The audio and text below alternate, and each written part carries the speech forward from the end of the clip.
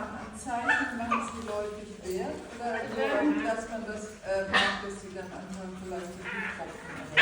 Genau, also Bluttropfen